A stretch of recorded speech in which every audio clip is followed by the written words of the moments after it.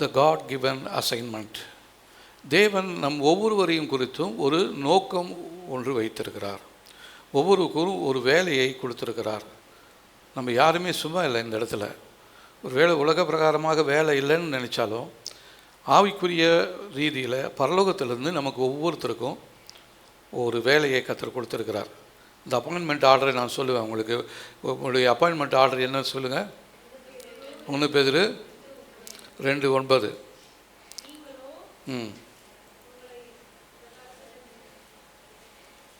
1 பேதுரு 2:9. நீங்களோ உங்களுடைய அந்தகாரத்திலிருந்து ஒளியின் இடத்திற்கு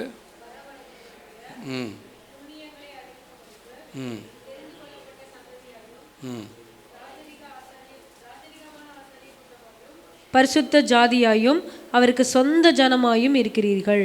ஸ்தோத்திரம். நான் வச்சிருக்கிற ஒரு டிரான்ஸ்லேஷனை நான் வாசிக்கிறேன். ஆனால் நீங்களோ தேர்ந்தெடுக்கப்பட்ட மக்கள், நீங்கள் அரசரின் ஆசாரியர், நீங்கள் ஒரு பரிசுத்த தேசம், நீங்கள் தேவனுக்கு சொந்தமான மக்கள். தேவன் தாம் செய்த எல்லா அற்புதமான காரியங்களையும் சொல்வதற்காக உங்களை தேர்ந்தெடுத்தார். அவரது அற்புதமான ஒளிக்கு இருளிலிருந்து அவர் உங்களை வரவழைத்தார். நம்முடைய தேவன் நமக்கு செய்த காரியங்களை நம்ம மற்றவங்களுக்கு சொல்லும்படியாக கர்த்தர் நம்மை தேர்ந்தெடுத்திருக்கிறார். அவருடைய அற்புதமான ஒளிக்கு இருளிலிருந்து நம்மை அழைத்திருக்கிறார். இந்த தேவன் தான் சதா காலங்களிலும் நம்முடைய தேவனாக இருக்கிறார். அவர் மரணம் பரியந்தம் நம்மை நடத்த போதுமானவராக இருக்கிறார். அப்போது தேவன் நம்மை அழைத்ததற்கு ஒரு நோக்கம் ஒன்று உண்டு. நமக்கென்று கொடுக்கப்பட்ட ஒரு வேலை ஒன்று உண்டு. உலக பிரகாரமான வேலை இல்லைன்னு நீங்கள் கவலைப்படலாம். ஆனால் பரலோகத்தில் உங்களுக்காக ஒரு வேலையை கர்த்தர் என்ன பண்ணிக்கிறாரு? கொடுத்துருக்கிறாரு. ஹல்லேலூயா. அந்த வேலையை நம்ம சரியாக செய்யும்படியாக இந்த நாளில் தேவன் நமக்கு உதவி செய்யணும். ஒருவேளை பரலோகத்திலிருந்து கொடுக்கப்பட்டதான அந்த வேலையை ஒழுங்காக செய்யாதவங்களை குறித்து நம்ம வேதத்தில் பார்க்குறோம். கர்த்தர் கொடுத்ததான வேலையை 100க்கு 100 செய்து முடித்தபடி நம்ம பார்க்குறோம். இதன் முடிவில் கர்த்தர் நமக்கு வைத்திருக்கிறதான வெகுமதிகளையும் பார்க்குறோம், தண்டனைக்குரிய காரியங்களையும் பார்க்குறோம். கர்த்தர் நமக்கு கொடுத்ததான வேலையை குறித்து கர்த்தர் கடைசி நாட்களில் விசாரிக்கும் பொழுது அந்த வேலையை நம்ம சரியாக செய்யாமல் இருக்கும் பொழுது நம்ம எல்லாருமே கர்த்தரிடத்தில் ஒரு கணக்கு ஒப்புவிக்க வேண்டியவர்களாக இருக்கிறோம். இதிலிருந்து யாருமே தப்பவே முடியாது.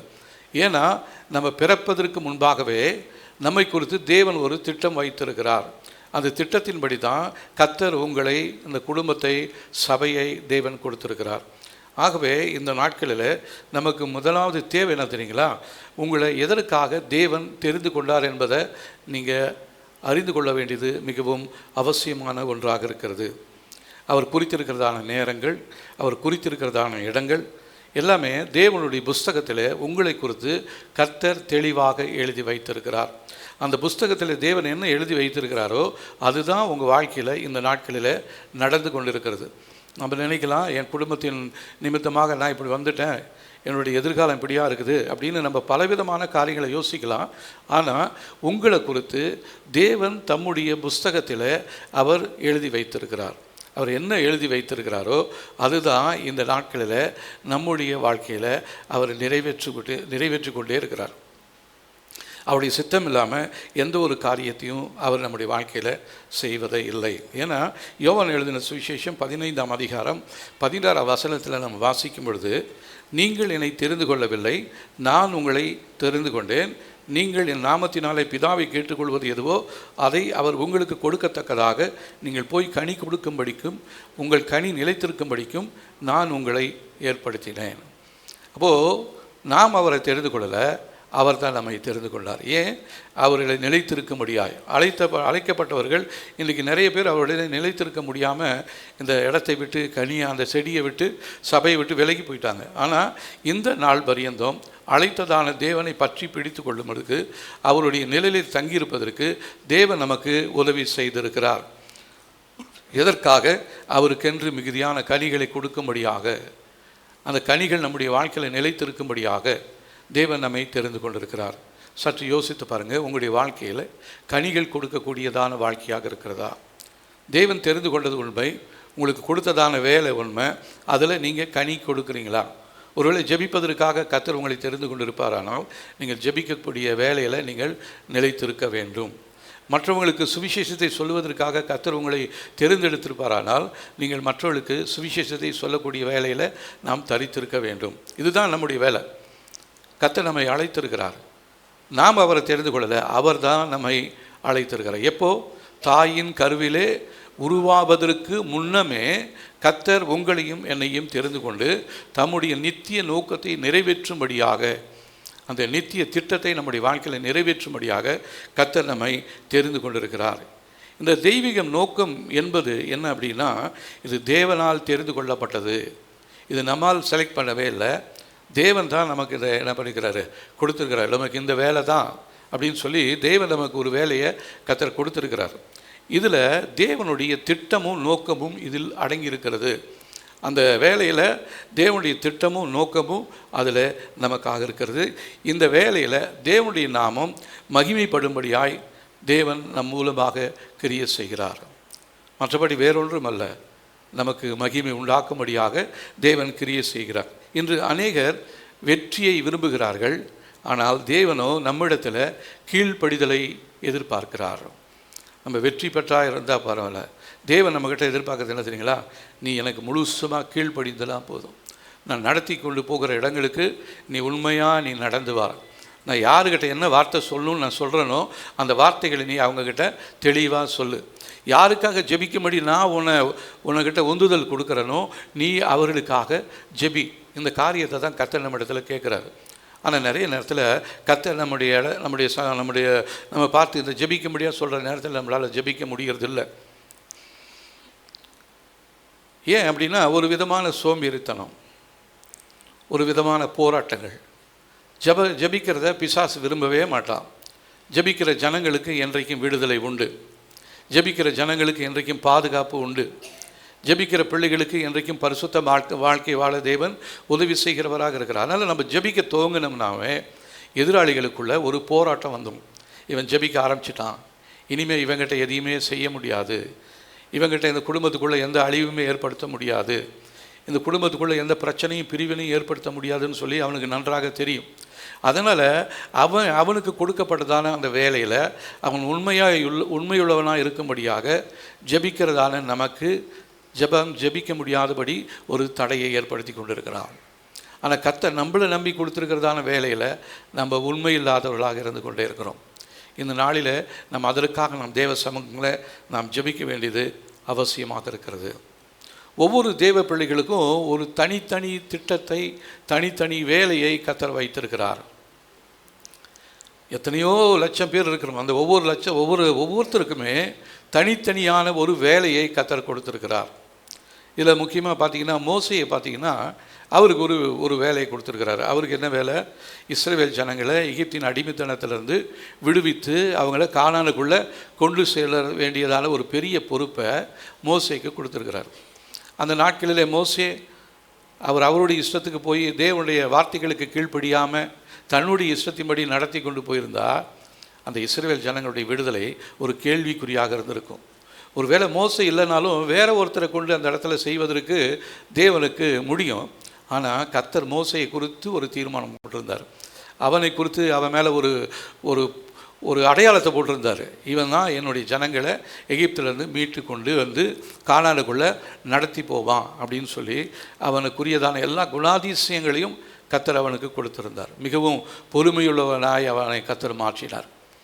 இந்த நாளிலே நம்முடைய வாழ்க்கையிலுமே அவ்விதமாக தேவன் தம்முடைய நோக்கத்தை நிறைவேற்றி தரும்படியாக நாம் மோசையை அர்ப்பணித்தது போல நீங்களும் நானும் தேவ சமூகத்தில் நம்மை அர்ப்பணிக்க வேண்டியது மிகவும் அவசியமாக இருக்கிறது. மோசே பிரபலியமாவதற்காக அழைக்கப்படவில்லை. அவனை பெரிய தலைவனாக அவனை போற்றுதுள்ளதுக்காக அவனை தேவன் அழைக்கவே இல்லை. அவனை நம்பி ஒரு பெரிய உத்தரவாதத்தை கொடுத்துருந்தார். அவனுக்கு கிடைச்சதான ஒரு பெரிய பொறுப்பு என்ன தெரியுங்களா? அவனுக்கு பெரிய முடிவு என்ன தெரியுங்களா? முடிவு கர்த்தர் தான் அவனை அடக்கம் பண்ணினார். சாகும் பொழுது கூட எந்த மனுஷனும் அவனை அடக்கம் பண்ண விடவே இல்லை. இவன் என்னால் தெரிந்து கொள்ளப்பட்டவன், இந்த ஜனங்களை விடுவிக்கும்படியாக நான் அழைத்திருக்கிறேன், அழைப்பில் உத்தமமாக இருக்கிறான், இவன் இத்தனை நாள் நடத்தி வந்ததால் இவனை நான் தனியாக விட மாட்டேன் அப்படின்ட்டு கர்த்தரை என்ன பண்ணிட்டாரு? அவனை அடக்கம் பண்ணார். எவ்வளோ பெரிய ஒரு ஆச்சரியம் பாருங்க.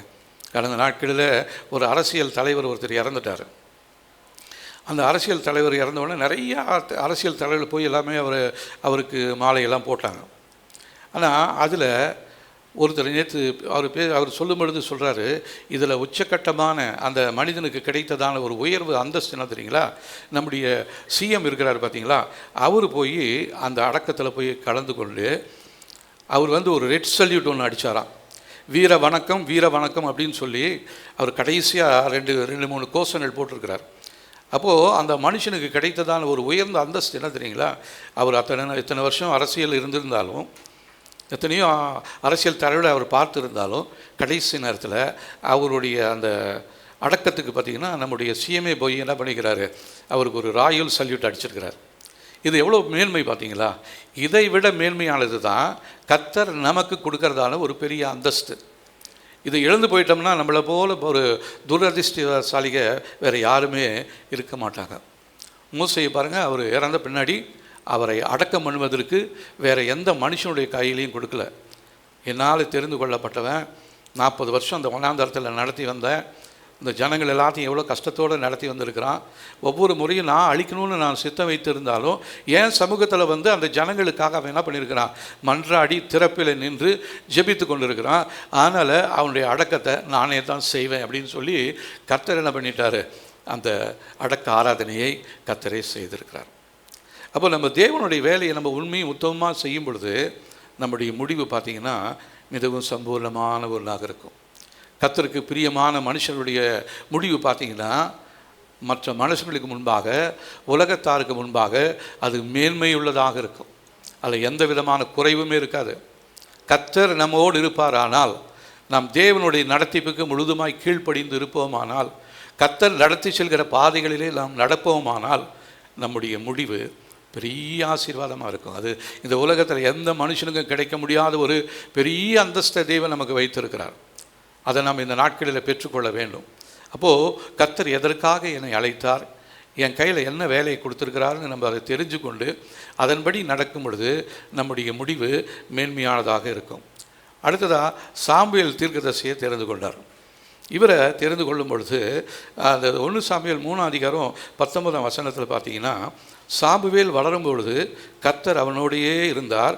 சாமுவேலின் எந்த செய்தியும் பொய்யாக நிரூபிக்க கர்த்தர் அனுமதிக்கவில்லை. அப்போது சாமுவேலை கர்த்தர் தெரிந்து கொண்டாராம். அவன் வளரும் பொழுது கர்த்தர் என்ன பண்ணாராம், அவனோடு இருந்திருக்கிறாரு.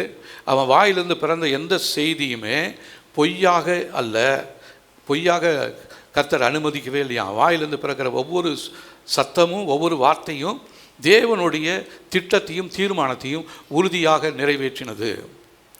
அப்போது சாமுவேலை குறித்து கர்த்தர் வைத்திருந்ததான நோக்கம், அவனுடைய பிறப்பை குறித்து பார்க்கும் பொழுது அவனுடைய தாய்க்கு ரொம்ப நாள் குழந்தை இல்லாமல் இருந்துச்சு. அவங்க ஜெபம் பண்ணி பிறந்தான். அவனை குறித்து கர்த்தர் ஒரு நோக்கம் வைத்திருந்தார். அந்த தேசத்தில் கடைசியாக இருந்ததான ஒரு நியாயாதிபதி, அவருடைய அந்த நியாயாதிபதி சரியாக நியாயம் தீர்க்க முடியல. ஆனால் அவர் காலத்தில் தான் மகிமை இஸ்ரவேலை விட்டு விலகி போயிடுச்சு.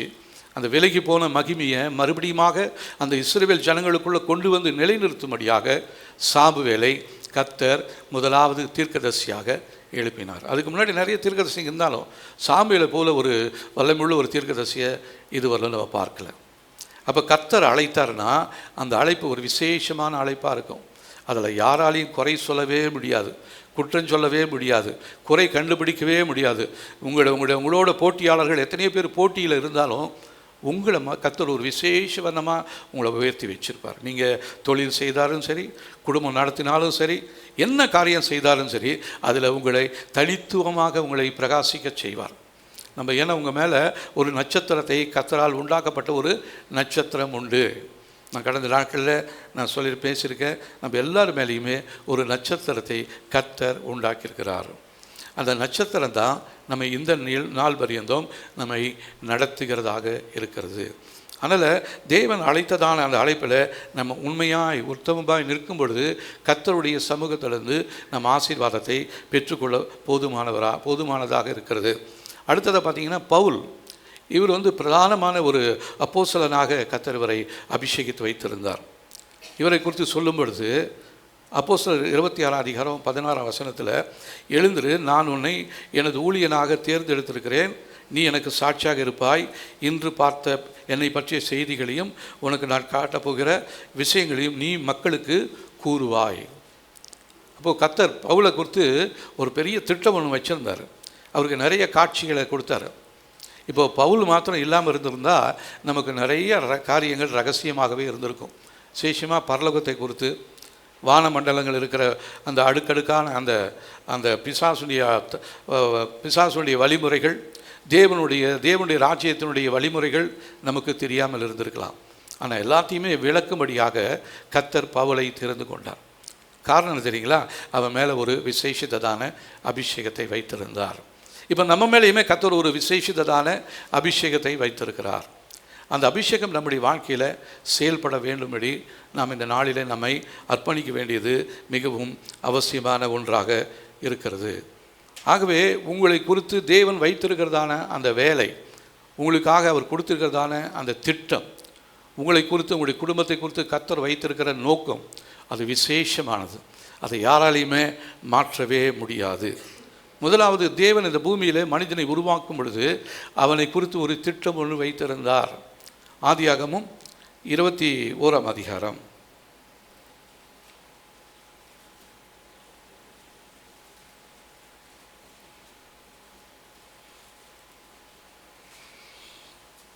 20ஆம் வசனத்திலிருந்து நம்ம வாசிக்கலாம். 26ஆம் வசனத்திலிருந்து 27ஆம் வசனம் வரலும் வாசிக்கலாம். ஆதியாகமம் 1ஆம் அதிகாரம் 26ஆம் வசனத்திலிருந்து 27ஆம் வசனம் வரலும் நம்ம வாசிக்கலாம். பாருங்க, ஆதியாகமம் 1ஆம் அதிகாரம்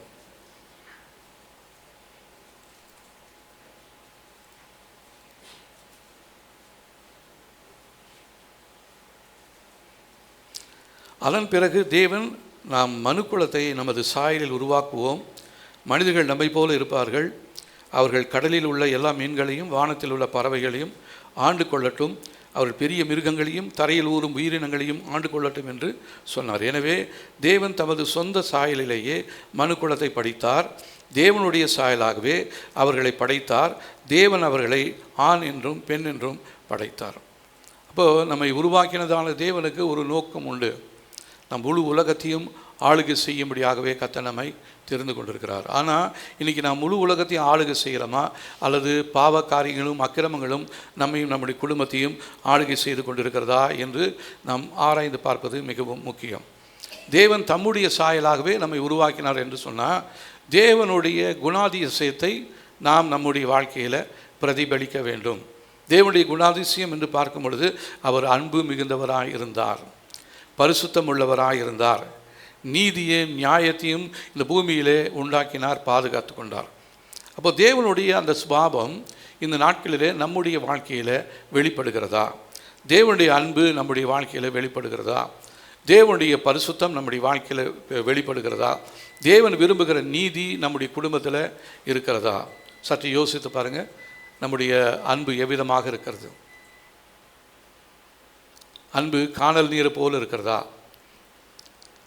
பார்க்கிற தேவனிடத்தில் நாம் அன்பு கூறாமல், பார்க்கிற மனுஷனிடத்தில் நாம் அன்பு கூறாமல், பார்க்காத தேவனிடத்தில் நாம் எப்படி அன்பு கூறுவது? அப்போது சக மனிதரிடத்தில் நாம் அன்பு கூறுகிறோமா? நம்ம குடும்பத்தில் நாம் அன்பு கூறுகிறோமா? பிள்ளைகளிடத்தில் நாம் அன்பு கூறுகிறோமா?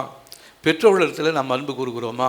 நம்முடைய பதில் என்னவாக இருக்கிறது? கர்த்தர் உங்களிடத்தில் கொடுத்ததான அந்த வேலையை குறித்து நீங்கள் கடைசி நாட்களில் கர்த்தர் உங்களிடத்தில் ஒரு விசாரணை செய்வார். நான் உனக்கு கொடுத்த குடும்பத்தில் நீ அன்பு கூறுகிறாயா? நான் அந்த குடும்பத்தில் ஒரு பரிசுத்தமான வாழ்க்கை வாழ்ந்து கொண்டு இருக்கிறாயா? என்னிடத்தில் பார்த்ததான நீதி நியாயங்கள் உன்னுடைய குடும்பத்தில் உன்னுடைய எல்லையில் இருக்கிறதா அப்படின்னு சொல்லி கர்த்தர் கேட்பார். ஆனால் நம்முடைய பதில் என்னவாக இருக்கும்? அவர் அன்புள்ளவர், அன்பு நிறைந்ததான அவர் நம்முடைய வாழ்க்கையில் எதிர்பார்க்கிறார். என்னை போல என் பிள்ளை அன்புள்ளவனாக மாறணும், என்னை போல என் பிள்ளை குடும்பத்தில் அன்புள்ள மகனாக வரணும். அதற்காகத்தான் நான் அவனுக்கு ஏற்ற துணையாக மனைவியை, புருஷனை, பிள்ளைகளை நான் கொடுத்துருக்குறேன். அப்போ கர்த்தர் கொடுத்ததான அந்த குடும்பத்துக்குள்ளே நீங்கள் அன்பு கூறலைன்னா, தேவன் உங்களை குறித்து வைத்திருக்கிற நோக்கத்தில் நீங்கள் சரியாக செயல்படலைன்னு சொல்லி அர்த்தம். கர்த்தர் உங்களை விசாரிப்பார். ஆனால் அந்த நாளிலே நீங்கள் என்ன காரியத்தை செய்ய போகிறார்? ஏதோ தேவன் தெரிந்து கொண்டார், அதனால் ஏதோ என்னால் முடிந்த அளவு நான் செய்கிறேன் அப்படின்னு சொல்லி நம்ம அப்படி செய்யாமல் முழுவதுமாக முழு இருதயத்தோட முழு ஆத்மாவோட நம்ம தேவனிடத்தில் அன்பு கூற வேண்டியவர்களாக இருக்கிறோம். தேவனிடத்திலிருந்து பெற்றுக்கொண்டதான அதிகாரத்தை நாம் இந்த உலகத்தில் நம்முடைய குடும்பத்தில் நம்ம செயல்படுத்த வேண்டும். அதிகாரம் என்று சொன்னால் குடும்பத்தை அப்படியே ரொம்ப டெரராக பார்த்துட்டு இருக்கிறதில்ல. நம்மளுக்கு அதிகாரம் யார் மேலே கொடுக்கப்பட்டிருக்குதுன்னா பிசாசின் மேலே நமக்கு அதிகாரம் கொடுக்கப்பட்டிருக்கிறது. யாருக்கு பயப்பட வேண்டுமோ அவங்களுக்கு பயப்படுறதில்ல, யாருக்கு பயப்படக்கூடாதோ அவங்களுக்கு போய் நம்ம பயந்துகிட்டே இருக்கிறோம். தேவனுடைய சுபாவம் நமக்குள்ளே இருக்குமானால் தேவையில்லாத பயங்கள் நம்முடைய வாழ்க்கையில் இருக்காது. தேவன் கொடுத்ததான அந்த உத்தரவாதத்தில் நம்ம உண்மையில்லாதவர்களாக இருப்போமானால் நம்முடைய வாழ்க்கையில் காணப்படுகிற பயம் நம்முடைய வாழ்க்கையில் அதிகமாக செயல்படுகிறதாக இருக்கிறது. ஏன்னா இந்த முழு உலகமுமே தேவனுடைய செயல்களுக்குள்ளாக இருக்கிறது. ஒரு வசனம் வாசிக்கலாம் பாருங்க. சங்கீதம்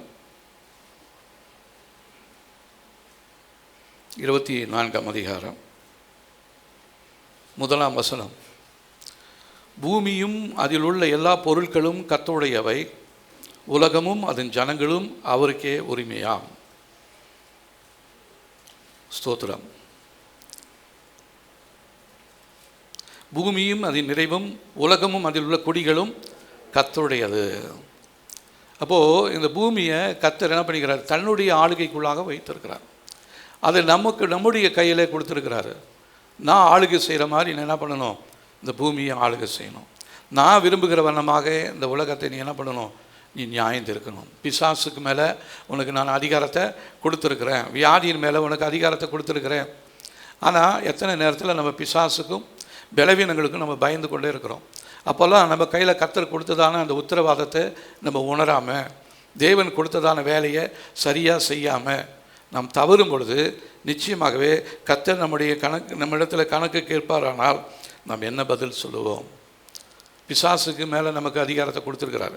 பிசாசுக்கு அதிகாரம் இல்லை, நமக்கு தான் அந்த பிசாசின் மேலே அதிகாரத்தை கொடுத்துருக்கிறார்.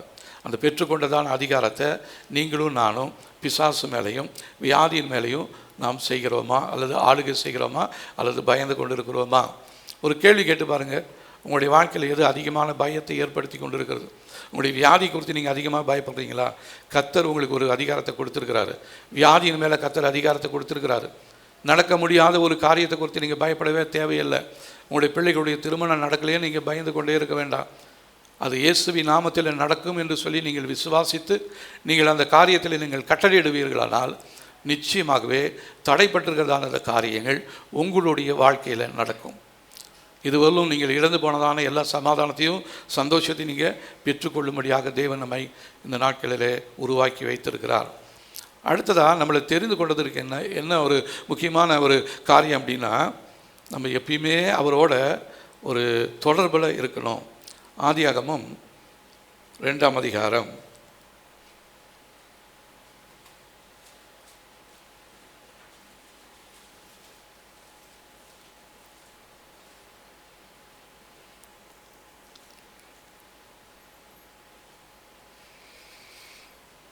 2:15-18. தேவனாகிய கர்த்தர் மனுஷனை ஏதேன் தோட்டத்தில் அழைத்து கொண்டு வந்து அதை பண்படுத்தவும் காக்கவும் வைத்தார்.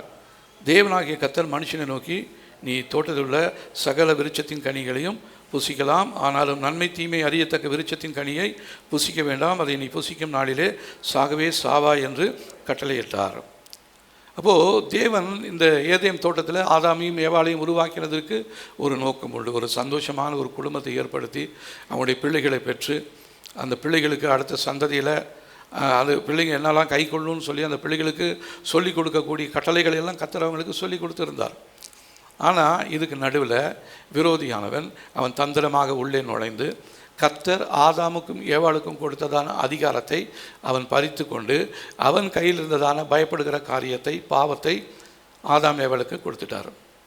இதனால தான் ஆதாம் ஏவாளும் பாவம் செய்தவர்களாக நிர்வாணிகளாக காணப்பட்டு பயந்து அத்தி இலைகளை தங்களுக்கு ஆடைகளாக உடுத்தி கொண்டு அவங்க இருந்தாலும் கர்த்தர் அதை காணாதவர் போல் இல்லை, மறுபடியும் அவங்களை தேடி வரார். ஒருவேளை தேவனுடைய திட்டத்தை நீங்கள் அடைய முடியாமல் மீறி அதை உடைத்து போட்டிருந்தாலும் கவலைப்பட வேண்டாம். நமக்கு இருக்கிற இடத்துல மறுபடியும் ஆண்டவர் நம்மை தேடி வருகிறார். ஆதாமே நீ எங்கே இருக்கிற அப்படின்னு தேடி வராரு. உங்களுடைய குடும்பத்தை அவர் தேடி வராரு, உங்களுடைய பிள்ளைகளை அவர் தேடி வராரு, உங்களுடைய நிலவரத்தை அவர் நன்கு அறிந்திருக்கிறார். அவருக்கு மறைவானது என்று சொல்லி எதுவுமே கிடையாது. உங்களுடைய வாழ்க்கையில் எல்லாவற்றையும் அவர் தெளிவாக கொடுத்து கொண்டிருக்கிறார். அப்போ உங்களுடைய வாழ்க்கையில் ஒரு நிரந்தரமான ஒரு தொடர்பை ஏற்படுத்தும்படியாக கர்த்தர் நம்மை உண்டாக்கியிருக்கிறார். நமக்கும் தேவனுக்கு இருக்கிற தொடர்பு விதமாக இருக்கிறது. நம்முடைய ஜெப நேரம் விதமாக இருக்கிறது, வேத வாசிப்பு விதமாக இருக்கிறது. ஆலயத்துக்கு ஞாயிற்றுக்கிழமை வரும்பொழுது மாத்திரம் அவரோட தொடர்பா, இல்லைன்னா 24 மணி நேரம் நம்முடைய தொடர்பு இருக்குதா, இல்லைன்னா அவ்வப்போது நமக்கு பிரச்சனை நேரத்தில் வந்து அவர்கிட்ட கேட்டுட்டு மீண்டும் அதை விட்டு வேலைக்கு போனோம்னா வெளியே போயிடுறோமா? இப்படி நம்முடைய தொடர்புகள் விகாரப்பட்டு கொண்டே இருக்கிறது. தேவன் கர்த்தர் தெய்வமானால் கர்த்தரை தொழுது கொள்வோம், பாகால் தெய்வமானால் பாகாலை தொழுது கொள்வோம். இப்போ நம்முடைய தொடர்பு யாரோடு இருக்கிறது? தேவனோடு இருக்கிறதா, உலகத்தோடு இருக்கிறதா, பணத்தோடு இருக்கிறதா, செழிப்போடு இருக்கிறதா? நிறைய பேருக்கு அவங்களுடைய பணம் தான், அவங்களுடைய வேலை தான் அவங்களுக்கு தெய்வம். ஒரு சொல்லுவாங்க, செய்யும் தொழிலே தெய்வம் என்று சொல்லி ஒரு இதை அடித்து போட்டிருப்பாங்க வேலை செய்கிற இடத்துல. அப்போ அவங்களுக்கு தெய்வம் எதுனா செய்கிற தொழில் தான். அதுலேருந்து ஒரு நாள் அவங்களுக்கு ஜெபத்துக்கு வந்து கலந்து கொள்ளவே முடியாது. ஏன்னா தெய்வமாச்சே, தொழிலை விட்டுட்டா அவர் நம்மளை விட்டுருவாரோ, ஆசீர்வாதத்தை இழந்து போயிடுவோமோன்னு இல்லை. நம்முடைய தெய்வம் கர்த்தரே அல்லாமல் வேறு யாரும் நம்முடைய தெய்வமே அல்ல. ஹல்லேலூயா. அப்போது கர்த்தர் நம்மை தெரிந்து கொண்டதற்கு ஒரு நோக்கம் இருக்கிறது. நமக்கு ஒரு அர்த்தத்தை கர்த்தர் கொடுத்திருக்கிறார். நம்முடைய குடும்பத்தை, நம்முடைய சமுதாயத்தை உருவாக்கும்படியாக தேவன் நம்மை அழைத்திருக்கிறார். கர்த்தர் உங்களுக்கு கொடுத்ததான அந்த பிள்ளைகளை நீங்கள் எவ்விதமாக வளர்த்து கொண்டு இருக்கிறீங்க? ஒரு பெரிய பொறுப்பை கர்த்தர் உங்களுக்கு கொடுத்துருக்கிறாரு. நீங்கள் பெற்றெடுத்ததான பிள்ளைகளை வளர்க்கும்படியாய், அந்த பிள்ளைகள் வளர்ந்து நல்ல ஒரு சமுதாயம் தேசத்தில் உருவாக்கும்படியாகவே கர்த்தர் நம்மை தெரிந்து கொண்டிருக்கிறார். ஆனால் இன்றைக்கி சமுதாயத்தில் காணப்படுகிற எல்லா குறைகளும் பலவீனங்களும் பார்த்திங்கன்னா அதை குறித்து நம்ம ஒரு கவலையோடு இருக்கிறோம். என்ன இப்படி சமுதாயம் போயிட்டு இருக்குதேன்னு சொல்லி. சமுதாயத்தை உருவாக்க வேண்டியதான நாம் நம்முடைய சமுதாயத்தை குறித்து ஒரு அறிவில்லாமல், தேவன் கொடுத்ததான பிள்ளைகளை ஒரு அக்கறை இல்லாமல் வளர்த்ததினாலே அந்த பிள்ளைகள் வளர்ந்து இன்றைக்கி சமுதாயத்தை கெடுத்து கொண்டு இருக்கிறாங்க. அப்போ கர்த்தர் நமக்கு கொடுத்ததான வேலையை நம்ம உண்மையாக செய்யலை. கர்த்தர் உங்களுக்கு கொடுத்ததான குடும்பத்தை நீங்கள் சரியாக நடத்தலை. நிறைய குடும்பங்களில் பார்த்திங்கன்னா அம்மா வேறு அப்பா வேறையும் இருக்கிறாங்க, பிள்ளைகளை பார்ப்பதே இல்லை. அது தன்னுடைய இஷ்டத்துக்கு போயிட்டே இருக்குது. தன்னுடைய இஷ்டத்துக்கு விடப்பட்ட பிள்ளைகள் முதிர் வயதில் பெற்றோர்களுக்கு என்னவாக இருப்பாங்களாம்? அவமானத்தை ஏற்படுத்துவார்கள். இன்றைக்கி நீங்கள் பிள்ளைகளை வளர்க்க வேண்டிய விதத்தில் அந்த பிள்ளைகளை சின்ன வயசுலேயே நீங்கள் வளர்க்கணும். அதை அடித்து அதுக்கு சில சொல்லிக் கொடுக்கக்கூடிய நல்ல காரியங்களை நீங்கள் சொல்லிக் கொடுக்காமல் நீங்கள் தவறும் பொழுது அந்த பிள்ளை நாளைக்கு உங்களுக்கு விரோதமாகவே நிறைய காரியங்களை செய்யும். அன்றைக்கி நீங்கள் வருத்தப்பட்டு பிரயோஜனமே இல்லை. இன்றைக்கி சமுதாயத்தில் பார்த்திங்கன்னா நிறைய பிள்ளைங்க தந்தோணித்தனமாக நிறைய காரியங்களை சொல்லி கொடுத்து தேசத்தில் அவமானத்தை ஏற்படுத்தி, குடும்பத்தில் அவமானத்தை ஏற்படுத்தி அந்த பிள்ளைகள் பேசுகிற காரியங்களை பார்க்கும் பொழுது நமக்கு மிகுந்த வேதனையாக இருக்கிறது. இதே இடத்துல நம்முடைய பிள்ளைகளும் அவ்விதமாக மாறக்கூடிய சூழ்நிலையை சத்துரு இந்த நாட்களிலே ஏற்படுத்தி கொண்டிருக்கிறான். ஆனால் உங்கள் கையில் கொடுத்துருக்கிறதான இந்த வேலையை, அந்த பெற்றோர் என்கிறதான அந்த தகுதியை நீங்கள் சரியாக செய்யலைன்னா நாளைக்கு உங்களுடைய சந்ததியும் இவ்விதமான அவமானத்துக்குள்ளே அது போயிடும். ஆகவே தேவன் நம்மை தெரிந்து கொண்டதற்கு ஒரு நோக்கம் இருக்கிறது. அவரை ஆராதிக்கும்படியாக, அவரை தொழுது கொள்ளும்படியாக, அவரை போல் அன்பை காட்டும்படியாக, அவரை போல பரிசுத்த வாழ்க்கை வாழும்படியாகவே தேவன் நம்மை தெரிந்து கொண்டிருக்கிறார். ஹல்லேலூயா. அப்போ கர்த்தர் உங்களுக்கு கொடுத்த வேலை என்னன்னு தெரியுமா? கர்த்தர் உங்களை குறித்து தேவன் ஒரு நோக்கம் வைத்திருக்கிறார். உங்களுடைய குடும்பத்தை வளர்க்கணும்னு ஒரு பெரிய பொறுப்பை கொடுத்துருக்கிறாரு. சமுதாயத்தை அந்த சீரழிவிலிருந்து பாதுகாக்கும்படியாக கர்த்தர் உங்களுக்கு கொடுத்துருக்கிறாரு. ஒருவேளை இதுவரையும் உங்களுடைய பிள்ளைகளை நீங்கள் கண்டிக்காமல் வளர்க்காமல் நீங்கள் தவறி போயிருந்தீங்கன்னா இப்போ ஆண்டவரிடத்தில் மன்னிப்பு கேட்டு, ஆண்டவரே நீங்கள் எனக்கு கொடுத்த பிள்ளைகளை நான் சரியாக விசாரிக்கலை, நீங்கள் கொடுத்த குடும்பத்தை நான் சரியாக விசாரிக்கலை. இது நிறைய நேரத்தில் நம்ம என்ன பண்ணிடுறோம்னா போய் மற்றவங்களுக்கு உபதேசம் பண்ணிகிட்டு இருக்கிறோம், ஊழியம் செய்கிறோம். நம்முடைய குடும்பத்தை நம்ம சரியாக நடத்தாமல் நம்ம போய் ஊழியம் செய்யவோ மற்றவங்களை நடத்தவோ முடியவே முடியாது. நம்ம கையில் கொடுத்துருக்கிறதான உத்தரவாதம் என்ன, வேலை என்ன, முதலாவது அதை தெரிஞ்சு கொள்ளுங்க.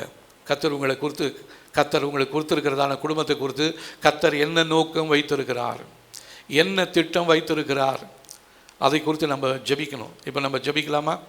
ஸ்தோத்திரம். பரலோக பிதாவே, இந்த நல்ல நேரத்துக்காக நன்றி. எல்லாரும் கண்ணீர் விட்டு கருத்தோடு நம்ம ஜெபிக்கணும். இந்த ஜெபத்தை நீங்கள் ஏதோ மனசார செய்யணும், ஏதோ ஏனோ தானோ நீங்கள் செய்யாதீங்க. கர்த்தாவே, நீங்கள் எங்களை குறித்து என்ன நோக்கம் வைத்திருக்கிறீங்களோ, எங்களுடைய குடும்பத்தை எதற்காக கொடுத்தீங்களோ, என் பிள்ளைகளை குறித்து நீங்கள் என்ன நோக்கம் வைத்திருக்கிறீங்களோ அதை நாங்கள் உண்மையாய் நிறைவேற்ற உங்களிடத்தில் பெற்றுக்கொண்டதான அந்த பிள்ளைகளை சரியான விதத்தில் வளர்க்க கர்த்தர் எங்களுக்கு உதவி செய்யுங்க ஆண்டவரே. நாங்கள் சரியாக வளர்க்காததுனால தவறி விட்டதான அந்த நேரங்களை நாங்கள் இப்பொழுது உங்களுடைய சமூகத்தில் நாங்கள் மன்னிப்பு கேட்குறோம். எங்களுக்கு மன்னிக்குங்க ஆண்டவரே. எங்களுடைய பிள்ளைகளை நாங்கள் சரியாக வளர்க்கலை, அதுதான் நம்முடைய வாழ்க்கையில் நம்ம செய்ததான தவறு.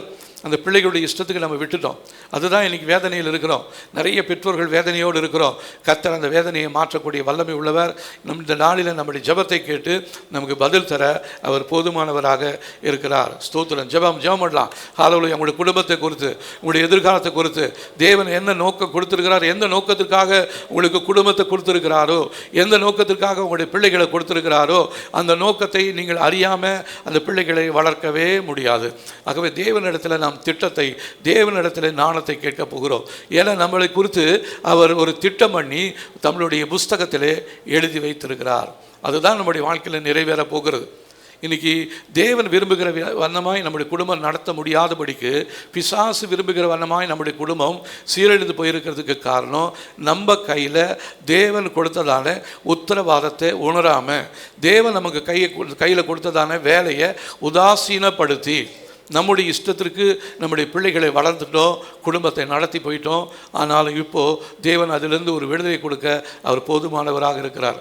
மனம் உடைந்து யாரெல்லாம் இப்போ அவர்கிட்ட கேட்குறோமோ அவர்களுக்கு தேவன் அந்த கிருபையை மறுபடியும் கொடுக்க போகிறார். ஏன்னா எழுந்து போனதான எல்லாத்தையும் மறுபடியும் திரும்பியும் இரட்டத்தனையாக தேவன் கொடுக்க போதுமானவராக இருக்கிறார்.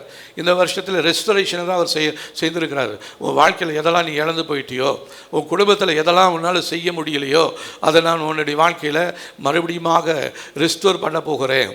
ஹல்லேலூயா. ரிவர்ஸ் பண்ண போகிறாரு.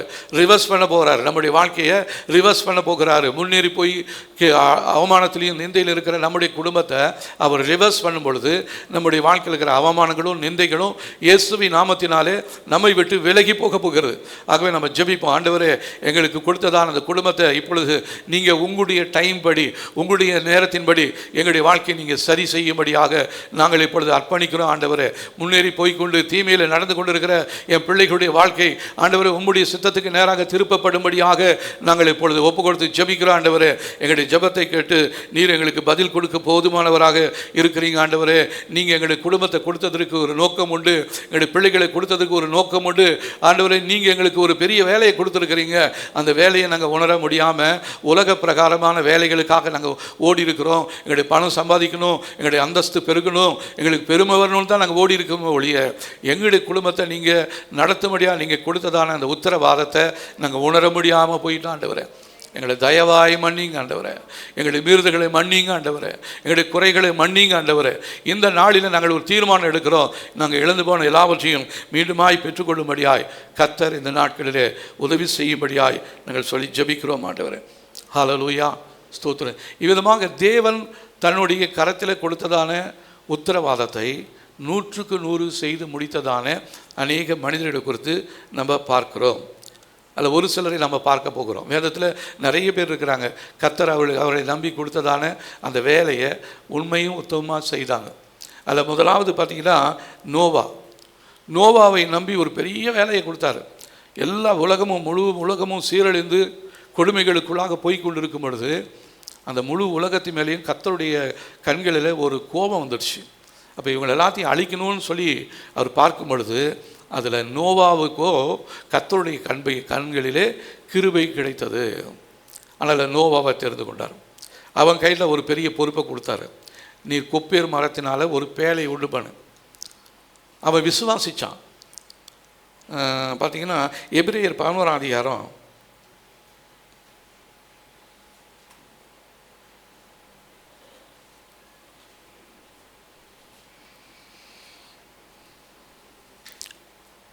7ஆம் வசனம் பாருங்கள். எபிரேயர் 11:7. விசுவாசத்தினாலே நோவா தற்காலத்திலே காணாதவைகளை குறித்து தேவ எச்சரிப்பு பெற்று பயபக்தி உள்ளவனாகி தன் குடும்பத்தை ரட்சிப்பதற்கு பேழையை உண்டு பண்ணினான். அதனாலே அவன் உலகம் ஆக்கினைக்குள்ளாதென்று தீர்த்து விசுவாசத்தினால் உண்டாகும் நீதிக்கு சுதந்திரவாளியானான். இப்போ தேவன் பாருங்கள், அந்த அழிந்து போகக்கூடியதான அந்த உலகத்தில் நோவாவை தெரிந்து கொண்டார். அவனுக்கு கொடுத்ததான அவனுடைய மனைவி, அவனுடைய 3 மகன்கள், 3 மருமக்கள், அது மாத்திரமில்லை உலகத்தில் இருக்கிற மற்ற பிராணிகள் எல்லாத்தையுமே அந்த பேழைக்குள்ளே நீ கொண்டு வந்து நிறுத்து. உனக்கு என் கண்களில் கிருபை கிடச்சிச்சு. உன் நிமித்தமாக உன்னுடைய குடும்பத்தையும் உன்னுடைய சந்ததியையும் இந்த முழு உலகத்தில் இருக்கிற மற்ற காரியங்கள் மேலேயும் நான் தயவு பாராட்டுகிறேன் என்று சொல்லி நோவாவை நம்பி கர்த்தர் ஒரு பெரிய பொறுப்பை கொடுத்துருந்தார். அந்த பொறுப்பை அவர் நிறைவேற்றினார். அவர் நோவா மிருகங்களை அதற்குள்ளாக கொண்டு வந்து சேர்த்தார். அது வல்லுமே அவர் விசுவாசிச்சாருன்னு சொல்கிறோம். விசுவாசத்தினாலே நோவா தற்காலத்திலே காணாதவர்களை குறித்து தேவ எச்சரிப்பு பெற்று பயபக்தி உள்ளவன் ஆனான். அவன் எந்த விசுவாசித்தான் அப்படின்னா, அது வரையிலுமே பூமியில் மழை பெய்யல, மழையே இல்லை. ஆனால் பெரிய மழை வரும்னு சொல்லி தேவன் சொல்கிறார், எச்சரிக்கிறார். அப்போ தேவன் இடத்துல போய் நோவா கேட்கல, மழைனா எப்படி இருக்கும், எப்படி வரும் அப்படிலாம் கேட்கல. அவர் விசுவாசித்தார். ஒரு பேழை உண்டு பண்ணினார். அதுக்குள்ளே தன்னுடைய பிள்ளைகளை, மருமக்களை, தன்னுடைய மனைவியை, அந்த எல்லா மிருகங்களையும் அதில் ஏற்றிட்டார். அதற்கு தேவையான, அது ரொம்ப நாள் ஆகும், அதனால் நீ என்ன பண்ண, அதுக்கு தேவையான உணவுகளெல்லாம் எல்லாம் எடுத்து வச்சியோ அப்படின்னு சொல்லிட்டார். ஏன்னா ஒவ்வொரு மிருகத்துக்கும் ஒவ்வொரு ஃபுட்டு ஃபிடியமாக இருக்கும். நம்ம மாதிரி எல்லாமே நம்ம சாப்பிட போகிறோம், நம்ம மாதிரி சாப்பிடாது. ஒரு சிலதெல்லாம் நான்வெஜ் தான் சாப்பிடும், ஒவ்வொன்றெல்லாம் வெஜிடேரியன் தான் சாப்பிடும். அப்போ அதுக்கு தகுந்த மாதிரி அந்த ஆகாரத்தை எல்லாம் என்ன பண்ணாராம், ஆயத்தம் பண்ணி நோவா பேழைக்குள்ளே புகுந்துட்டார். பார்க்காத மழை வரப்போகுது. இப்போ ஜனங்களாரும் கேலி கிண்டல் பண்ணுறாங்க, என்ன கிழவன் பைத்தியக்காரனாட்டம் ஏதோ ஒன்று பண்ணிகிட்டு இருக்கிறான், மழை வருதாமா, அது எப்படி வரும் அப்படின்லாம் கேலி பண்ணியிருப்பாங்க. அந்த கேலிகளுக்கு மத்தியில் அவன் பதில் சொல்லாமல் தன்னை நம்பினதான தேவனை நம்பி வராத மழையை, பார்க்காத மழையை அவன் பார்த்தான். இப்பயுமே கர்த்தர் நம்மளை எச்சரித்து கொண்டே இருக்கிறாரு. இந்த பூமி அழிவுக்குரியதாக இருக்கிறது, இந்த பூமி அக்கினிக்கு இரையாக வைக்கப்பட்டிருக்கிறது என்று சொல்லி தேவன் நம்ம எச்சரிக்கிறார். வேதம் வாசித்தா தான் நமக்கு தெரியும். இந்த பூமியை கர்த்தர் எதற்காக வைத்திருக்கிறார், அக்கினிக்கு இரையாக வைத்திருக்கிறார். அதனால் இந்த நாட்களில் நாம் பார்க்காத காரியங்களை தேவன் சொல்லும் பொழுது நாம் அதை விசுவாசிக்க வேண்டும். தேவன் நமக்கு கொடுக்கிறதான குடும்பத்தை குறித்து நமக்கு ஒரு உத்தரவாதம் வேண்டும். அந்த உத்தரவாதத்தின்படியாக தான் அவர் என்ன பண்ணுறாரு, அந்த பேழையை உண்டு பண்ணி அதற்குள்ளாக அவர் முழுவதுமாக உள்ளே நுழைஞ்சிக்கிட்டார். மழை பெய்து முழு உலகமும் அழிந்து போகுது. இவனும் நோவாவும் அவனுடைய மனைவி, அவனுடைய 3 மகன்கள், அவனுடைய 3 மருமக்கள், அங்கே அவன் கூட இருந்ததான எல்லா நாட்டு மிருகங்களும் காட்டு மிருகங்களும் எல்லாமே அதுக்குள்ளே சேஃபாக இருந்துச்சு. முடிவில் வெளியே வந்து நோவா வந்து கர்த்தருக்கு வந்து என்ன சொல்கிறாரு, நன்றி செலுத்துகிறார். இவ்விதமாக அந்த விசுவாசம் இல்லாத அந்த சந்ததியில் கர்த்தர் விசுவாசத்தை ஏற்படுத்தி நோவாவை பேழைக்குள் வைத்து காப்பாற்றினதான தேவன் இந்த நாட்களிலும் நம்முடைய குடும்பத்தை அழிவிலிருந்து பாதுகாக்க நம்ம கையில் கொடுத்துருக்கிறதான உத்தரவாதத்தை உணர்ந்து நம் தேவனுடைய நடத்திப்புக்கு கீழ்ப்படிந்து தேவனுடைய வார்த்தைகளுக்கு கீழ்ப்படிந்து நாம் நடக்கும் பொழுது நாமும் நம்முடைய குடும்பத்தை பாதுகாக்கக்கூடிய ஒரு பேழைக்கு நம்ம உண்டு பண்ண போகிறோம். நம்முடைய ஜபத்தினால் ஒரு பேழையை ஏற்படுத்த போகிறோம். நம்முடைய வேத வாசிப்பினால் ஒரு பேழையை நம்ம ஏற்படுத்த போகிறோம். இல்லைனா இது எங்கெங்கே நடக்கும் அப்படின்னு நம்ம நினச்சோம்னா உலகத்தில் இருக்கக்கூடிய அழிவில் நம்மளும் சிக்கிக்கொள்ளுவோம். கர்த்தர் உங்களுக்கு கொடுத்ததான அந்த பெரிய பொறுப்பை உணர்ந்து இந்த நாட்களில் நோவாய் போல நீங்கள் அர்ப்பணிக்க வேண்டியது மிகவும் அவசியமான ஒன்றாக இருக்கிறது. அடுத்ததாக மோசையை கர்த்தர் அழைத்தார். அவனை எதற்காக அழைத்தார், எகிப்தின் அடிமைத்தனத்தில் இருந்ததான இஸ்ரவேல் ஜனங்களை அந்த அடிமைத்தனத்திலிருந்து விடுதலையாக்கி நான் அவங்களுக்காக வைத்திருக்கிறதான பாலும் தேனும் ஓடுகிறதான கானானுக்குள்ளே நடத்தணும்னு நான் உனக்கு என்ன பண்ணுறேன், அந்த ஜனங்களை நடத்தணும்னு சொல்லி அவன் கையில் ஒரு பெரிய உத்தரவாதத்தை கொடுத்தார். அவனும் சொல்லி பார்க்குறான், எனக்கு பேச்சு வராதுங்க, நான் திக்கு வாய்ங்க. ஆண்டவர் எப்படியும் அவனை உருவாக்கி அவனை அந்த ஜனங்களை நடத்தி செல்ல கர்த்தர் உதவி செய்தார். அவன் பாருங்கள், கடைசியாக அவன் எல்லா வேலைகளையும் அவன் செய்து முடித்தான் என்று சொல்லி நம்ம வேதத்தில் வாசிக்கிறோம். உபாகம புஸ்தகத்தில் 34ஆம் அதிகாரம்,